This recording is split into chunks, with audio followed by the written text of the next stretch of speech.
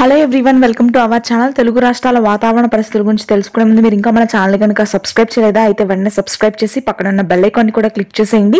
ఇక లేట్ చేయకుండా వివరాల్లోకి గనుక వెళ్ళినట్లయితే ప్రస్తుతానికి తెలుగు రాష్ట్రాల్లో ఉష్ణోగ్రతలు భారీగా పెరిగాయి. రానున్నటువంటి 3 రోజుల పాటు 40 డిగ్రీల ఉష్ణోగ్రతలు నమోదవుతాయని వాతావరణ కేంద్రం వెల్లడించింది. ఇదిలా ఉండగా అకాల వర్షాలు కొన్ని జిల్లాల్లో నమోదయ్యే అవకాశాలు ఉన్నాయి. ముఖ్యంగా చూసుకున్నట్లయితే ఉత్తరాంధ్ర జిల్లాలో తేలికపాటి జల్లులు కురిసే అవకాశం ఉంది. సమ్మర్ కావడంతో ప్రస్తుతానికి మనకి గాలి దుమ్ముల ప్రభావం కూడా అత్యధికంగా ఉంటుంది. వేసవి కాలంలో గంటకి 40 నుంచి 50 కిలోమీటర్ల వేగంతో గాలి దుమ్ములతో కూడినటువంటి ఈదురుగాలులు వీస్తాయి. ముఖ్యంగా ఉత్తరాంధ్ర జిల్లాలో ఈ గాలి దుమ్ముల ప్రభావం అత్యధికంగా ఉంటుంది.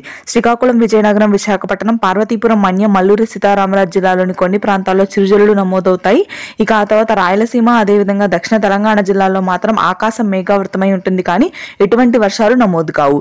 ఇక మధ్యాంధ్ర జిల్లాలో వర్షాలు పూర్తి స్థాయిలో తగ్గుముఖం పట్టి ఉష్ణోగ్రతలు పెరుగుతాయి.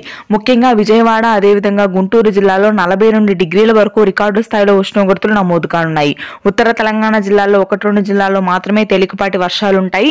ఈ వర్షాలు కూడా అకాల వర్షాలు మాత్రమే. ఇది ప్రస్తుతానికి latest weather update. Thanks for watching this video. Please do subscribe.